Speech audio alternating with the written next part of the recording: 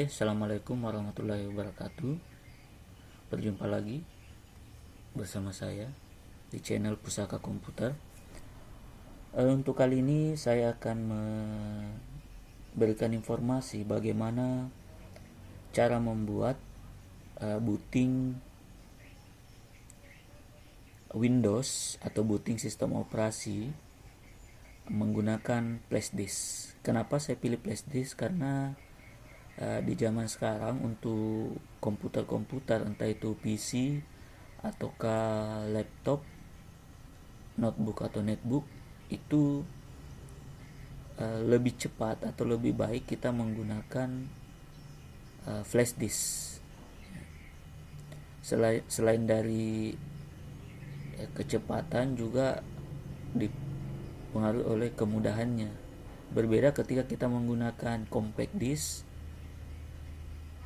itu kadang macet dan seterusnya apabila compact disknya mengalami masalah seperti kena baret atau coretan-coretan pada pembacaan, ataukah komputer kita tidak memiliki CD-ROM atau pembaca compact disk, pembaca CD maksudnya. Itu juga akan bermasalah. Jadi untuk sekarang saya akan menggunakan flash disk, jauh lebih mudah. Nah, yang harus Anda pahami bahwa penggunaan flash disk ini tidak sembarangan. Jadi tidak sembarangan menggunakan flash disk. Itu dari pengalaman saya. Flash disk yang biasa digunakan itu adalah flash disk original atau ori atau asli. Biasanya kalau KW biasanya tidak mampu diisikan booting, ya. Jadi saran saya Anda cari flash disk original atau flash disk asli ketika Anda ingin menggunakan booting ke flash disk. Kemudian untuk kapasitasnya sendiri itu minimal atau paling sedikit itu sekitar 8 GB. Karena booting sekarang itu memiliki kapasitas yang agak lebih besar daripada booting sistem operasi dulu, ya. Oke. Nah, kemudian berikutnya adalah Anda harus punya master dari sistem operasi yang Anda ingin buat bootingnya, atau master installnya. Kemudian yang berikutnya Anda harus punya media pendukung. Maksudnya media pendukung adalah perantara yang memasukkan master kita atau booting Windows kita atau booting sistem operasi kita ke dalam sebuah flash disk. Kebetulan yang saya gunakan adalah Rufus. Rufus ini Anda bisa download atau bisa copy dari teman Anda dan sebagainya. Tapi lebih bagus ya Anda download, karena Rufus ini tidak terlalu berat dan mudah. Oke, untuk mendownload sebenarnya bisa Anda gunakan di salah satu browser kita, ya, atau browser Anda. Browser itu kan banyak, ada Mozilla, ada Internet Explorer, ada Google Chrome. Nah, kali ini saya menggunakan Google Chrome, jadi Anda sisa ketik atau di search engine-nya ketik saja download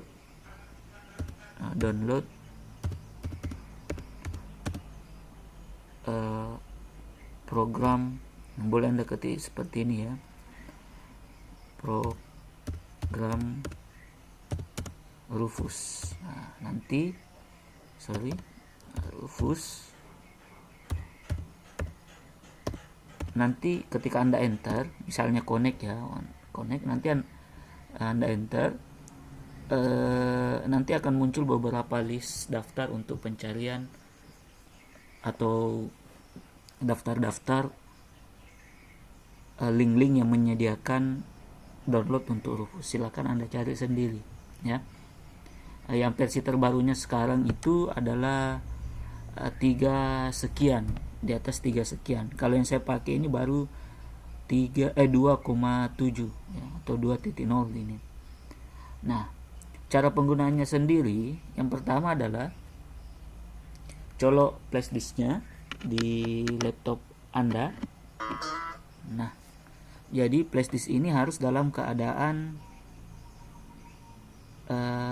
kosong, atau data di dalam flash disk kita nantinya akan hilang. Jadi bisa Anda format sebelumnya, atau flash disk ini nanti pun akan diformat setelah dijalankan Rufus. Artinya data yang dalam flash disk kita akan hilang. Makanya kalau ada data di dalam flash disk Anda dan itu penting, maka pindahkan dulu ke media rekam lainnya ya. Apakah di komputer Anda atau di flash disk lain ya. Oke. Nah, caranya adalah buka Rufus seperti ini. Kemudian jawab yes. Nah, kemudian setelah Anda klik 2 kali, nanti di sini akan dimunculkan kotak tampilan seperti ini. Saya akan jelaskan mulai yang pertama di atas. Device itu adalah nama flash disk kita atau perangkat yang terpasang. Ini kan flash disk ya. Kebetulan nama flash disknya Windows 10. Kemudian kapasitasnya 16 GB. Kemudian partisi scheme-nya, sistem tipenya adalah GPT. Nah, saya jelaskan GPT itu apa dan seterusnya ya. Nah, untuk penjelasan GPT sendiri, ini sebenarnya ini adalah sebuah aturan partisi hard disk ya. Nah, jadi partisi hard disk saat ini tersedia dalam 2 macam sebenarnya ya. Nah, ada yang namanya MBR, Master Boot Record, dan ada namanya GPT, Guide Partition Table. Kedua arsitektur partisi hard disk ini memiliki sistem kerja yang berbeda dalam memetakan sektor hard disk ke dalam LBA ya. Jadi ada namanya LBA. LBA itu adalah Logical Block Addressing. Ya. Kemudian secara ke dalam LBA secara CHS ya. CHS itu Cylinder Head Sector. Nah, di sini saya akan jelaskan nanti sembari penginstalan itu berlanjut ya. Nah, jadi makanya jangan di skip ya. Nah, sekarang saya pilih yang GPT dulu ya. Nah, alasan saya nanti kenapa pilih GPT nanti saya jelaskan. Ya, di sini kalau mau kita pilih MBR atau GPT, bisa Anda tentukan mau GPT atau MBR. Misalnya saya pilih GPT ya. Kemudian di sini di pemilihan ISO image, klik. Nah, kemudian cari master booting Windows kita. Biasanya master booting Windows itu atau sistem operasi itu yang bisa dimasukkan itu adalah dalam bentuk ISO image ya. Nah, saya misalnya contoh saya pakai Windows 10 ini ya, saya ambil yang ini. Buka, ini dia ISO image ya. Tipenya ISO this image ya, dalam bentuk image atau dalam bentuk ISO. Klik, kemudian open. Nah, untuk bagian ini harus diperhatikan kembali setelah dipilih benar, apakah sudah benar Anda ingin menggunakan GPT. Ini saja dirubah MBR atau GPT, ataukah mau yang lain ya. Nah, kalau MBR pilih MBR, kalau GPT pilih GPT. Nah, sekarang kalau sudah, untuk yang lainnya tidak ada dirubah, tidak, biarkan default saja. Kemudian sekali lagi flash disk kita akan semua data akan dihapus. Nah, ini ada pesannya ya. Ada pesan peringatan bahwa nanti flash disknya isinya akan dihapus, akan dimusnahkan dan diganti dengan yang booting ini. Oke. Karena saya sudah mengamankan data pada flash disk saya sudah pindahkan, saya jawab oke. Nah, ini sisa kita menunggu sampai mekanisme selesai. Seperti janji saya tadi, saya akan menjelaskan apa sebenarnya MBR dan GPT itu ya.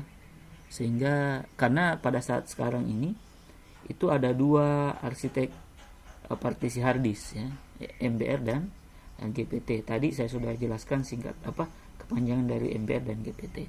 Apa itu MBR?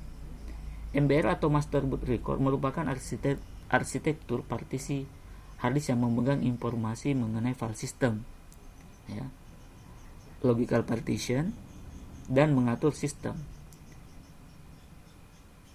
Ember sendiri sudah ada sebenarnya sejak tahun 1983 dan mampu menyimpan sistem sebesar hingga 2 TB atau terabyte, ya. Tapi perkembangan zaman sekarang sudah memiliki banyak penyimpanan melebihi dari Ember itu. Nah, itulah sebabnya dalam beberapa proses keberadaan MBR sudah tergantikan oleh partisi harddisk lainnya. Nah, sebenarnya fungsi dari MBR ini sangat penting dalam proses booting. Pada saat booting sedang berjalan, MBR membantu dalam pencarian partisi yang sedang aktif untuk menyimpan informasi booting.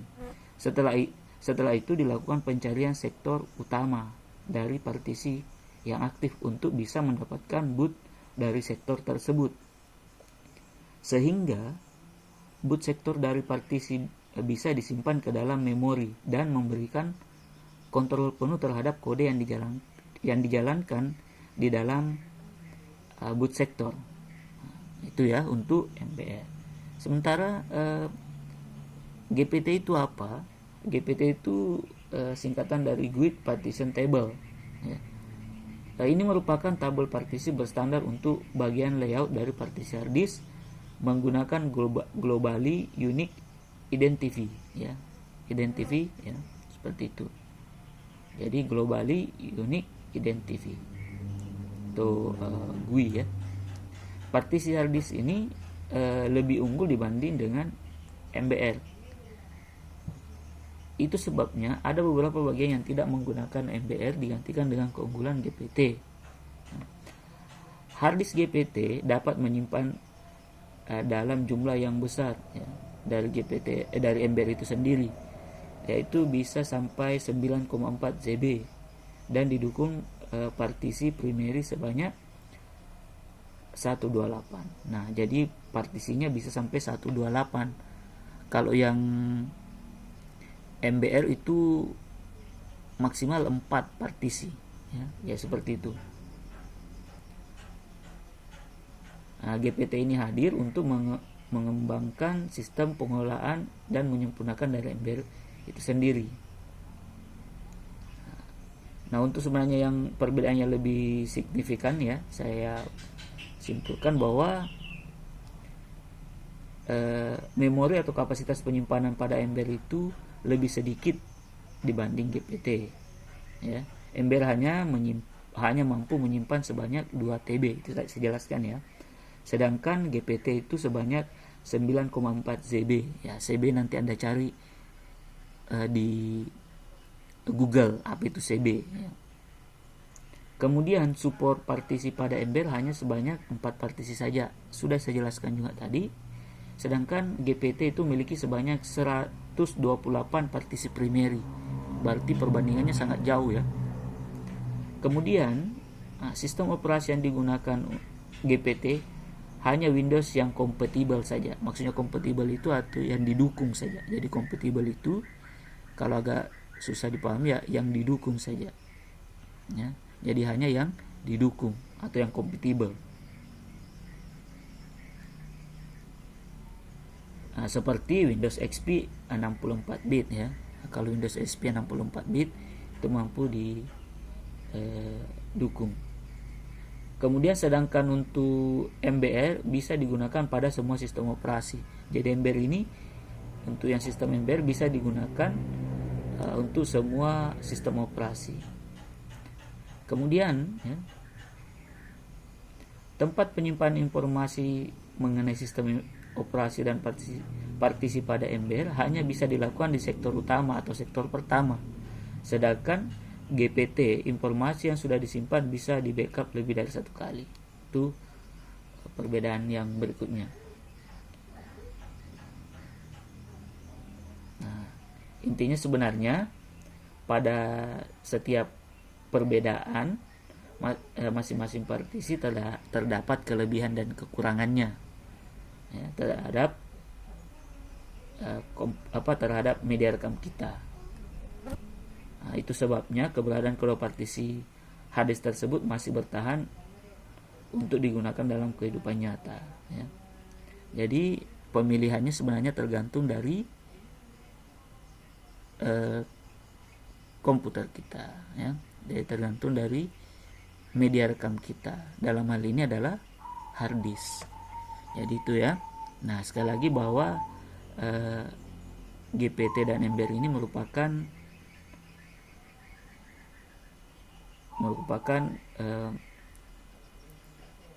jenis partisi hard disk yang biasa digunakan. Nah, terserah Anda mau pilih GPT, mau pilih MBR. Tapi sekarang itu MBR ini sudah lumayan kurang digunakan orang. Rata-rata laptop atau komputer sekarang itu sudah berbasis GPT. Tapi kalau Anda mau rubah bisa, dengan catatan kita harus rombak kembali partisinya atau di partisi ulang. Resikonya adalah semua data di dalam komputer kita akan hilang tentu saja. Itu resikonya, ya. Jadi kalau Anda mau pakai GPT itu, saya jelaskan ulang sedikit khusus untuk Windows, ya. Itu biasanya yang didukung hanya Windows atau sistem operasi yang 64 bit. Mulai dari XP 64 bit, ya. Windows 7 atau Windows 7 64 bit dan Windows 10, ya, 64 bit. Kalau untuk MBR semua bisa, mau 64 mau yang 32 itu bisa menggunakan partisi hard disk MBR, ya. Jadi seperti itu. Nah, saya rasa itu penjelasan untuk partisi hard disk ini, ya. Nah, jadi saya kembalikan ke Anda mau pilih GPT atau Anda mau pilih MBR, nah, itu harus diperhatikan penjelasan yang saya jelaskan tadi, ya. Dan itu juga biasanya tergantung dari komputer yang akan kita install ulang. Makanya perlu dicek dulu apakah menggunakan UEFI atau GPT ataukah dia menggunakan MBR. Kemudian barulah Anda buat bootingnya yang seperti sekarang. Baru Anda menentukan jenis partisinya. Jadi kalau ada komputer mau Anda install, perhatikan dulu partisi skemanya atau partisi hard disknya. Apakah menggunakan GPT, UEFI ataukah MBR. Jadi seperti itu, ya. Nah, ini penjelasannya sudah saya rasa cukup jelas. Nah, sisa kita menunggu sampai proses pembuatan master booting atau booting Windows ini atau master install sistem operasi ini selesai. Jadi ini sudah ada, ya. Saya pakai nanti Windows 7 kemudian menggunakan GPT. Nah, selesai, nanti kita sisa tunggu. Oke, ini sudah selesai, sudah beres. Jadi Windows 10 partisinya, sistem partisinya yang saya jelaskan tadi menggunakan GPT. Oke, kemudian ini sudah beres, sisa kita close.